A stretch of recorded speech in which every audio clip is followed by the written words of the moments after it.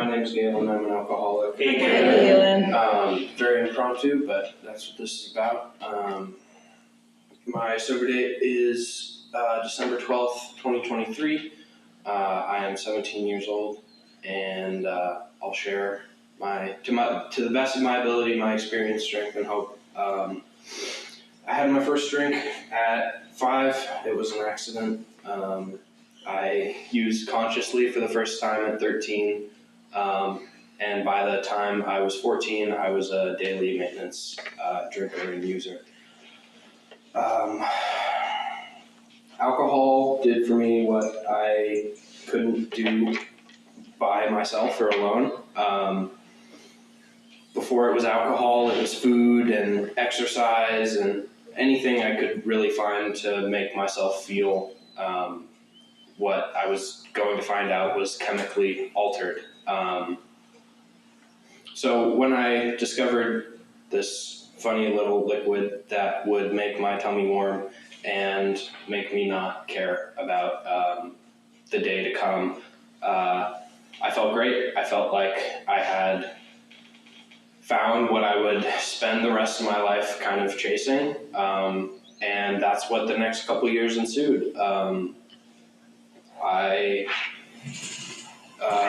developed a group of peers that kind of enforced the behavior I was demonstrating, and my goal was to get as loaded and as drunk as I could as much at the time, and that led to some consequences, and I had my first bout in treatment at 14. I came back and didn't get sober, but it was an experience, to say for sure. Listerine does not taste good, especially when you swallow it. And then I continued to do my thing. I continued to do the deal, and I got introduced to other forms of alcohol that would let me drink more and stay up for long periods of time. And that is kind of what brought me to my knees. I had a acquaintance at the time, or a friend or girlfriend or whatever, that introduced me to AA, and I went to this Saturday night meeting, and I would show up loaded, I would show up drunk, and I felt like everyone hated me or everyone was looking at me, and I realized, well, after I'd been sober for a little while, that they were probably pitying me and felt bad for me because I was the still sick and suffering alcoholic, and I didn't have a solution yet.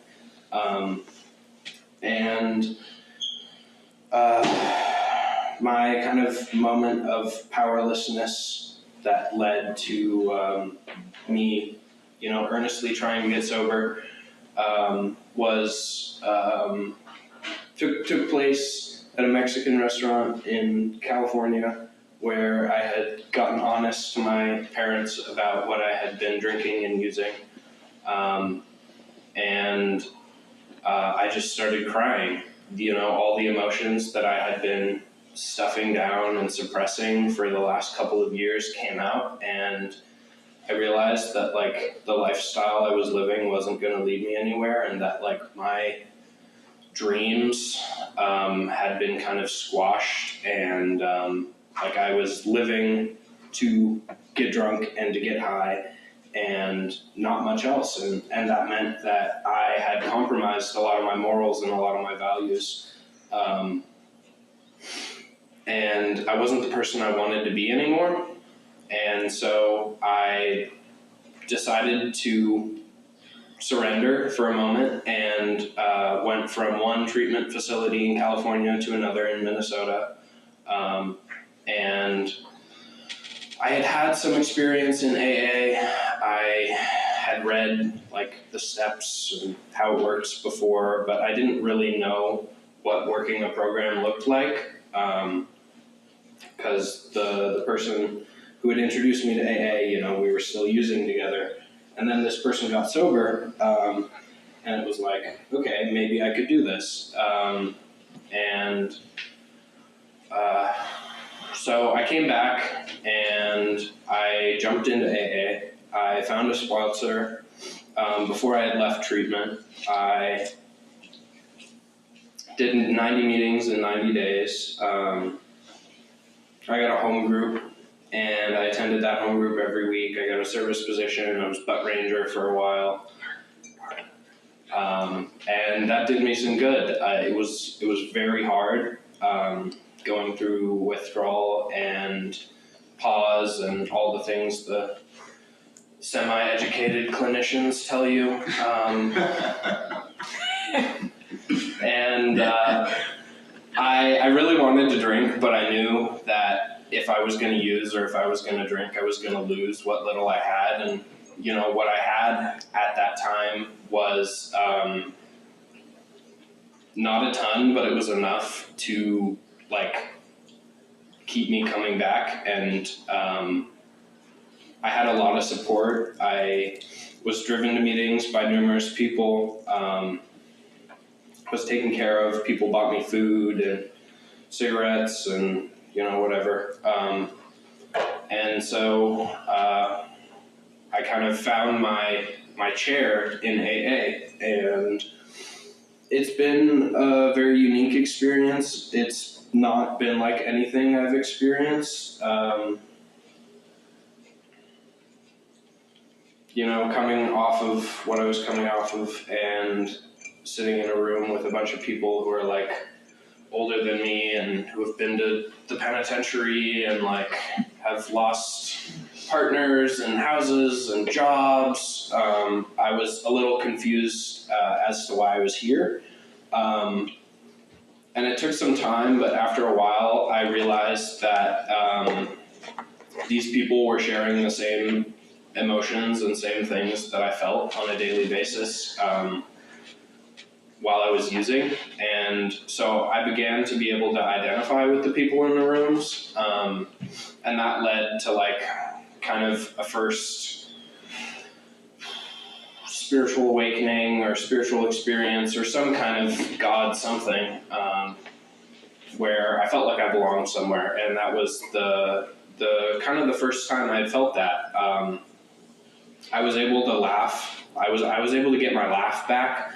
I had that like full belly laugh where like you kind of hurt afterwards, but it's good. I was able to cry and listen to really loud music and talk about things that I didn't even share with my therapist, to like other people my age who were doing this deal and trying to get sober. And so from there, you know, my world got bigger. I gained relationships back. I don't know if I mentioned, but I started working the steps, and that wasn't necessarily fun all the time, but it kept me sober. And through what I think was the best of my ability, through a fourth step, I was able to realize some things about myself that I had been trying to push away and hide from for a very long time. And I was able to carry myself better in the rooms and outside of the rooms and just, you know, be the person that little dude was trying to be when he got loaded for the first time.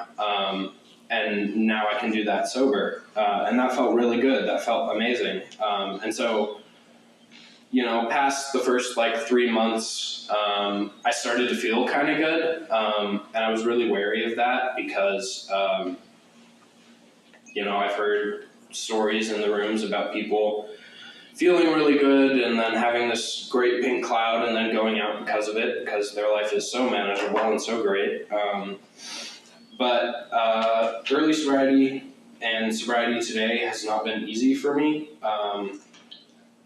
It's not always been something I want to do, but it is something I have to do regardless of how I feel. And I'm very grateful for that. And so I at this time I hit about probably 6 months, and I'm working the steps. I have a home group. I've kept the same sober date, and I'm starting to get little things, like I can say I love you to my dad and not feel uncomfortable, and I can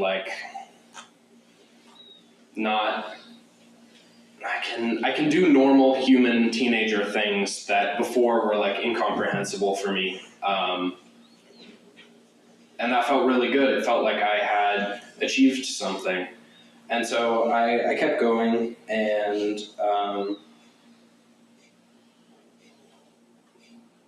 I started, trying to carry what worked for me in the rooms, outside of the rooms. And I'm not great at it all the time, but I do notice that when I'm able to help somebody,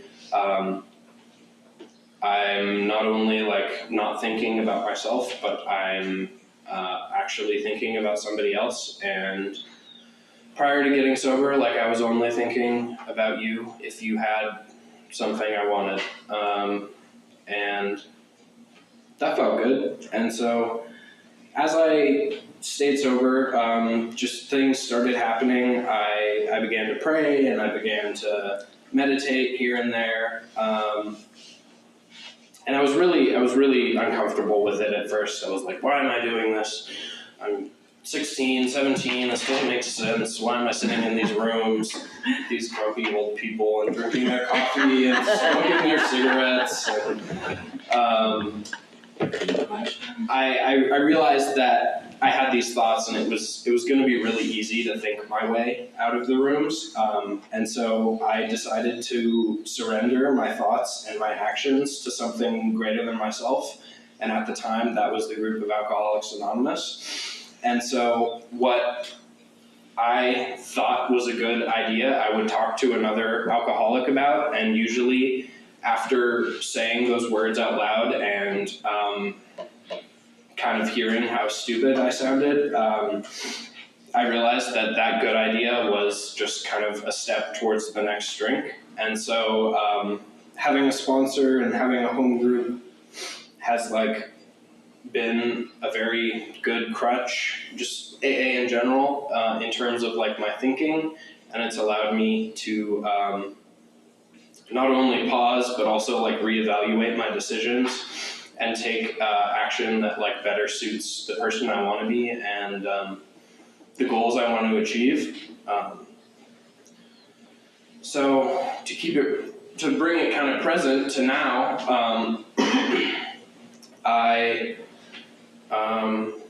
I'm still doing this the best of my ability. I'm working the steps, not all the time, but when it usually takes a certain level of pain to be able to be willing to have my perspective changed.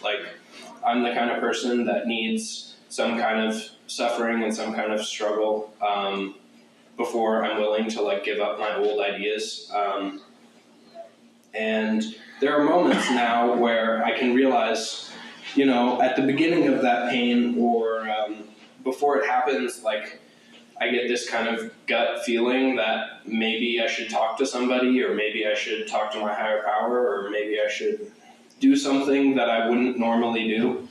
And that allows me to change, I don't know, what I think and what I do, and then I can be a different person. And I'm not the person I was 6 months ago. I'm not the person I want to be yet, but I'm able to say that I'm content with where I'm at. And I have a group of really good friends and peers, and I look forward to what this can bring me, tomorrow. I try not to think too far down the line. But I'm just very grateful to be here. This was kind of impromptu again, but it's been very fun, and I don't remember much of what I just said. It's okay. But yeah, thanks for letting me share.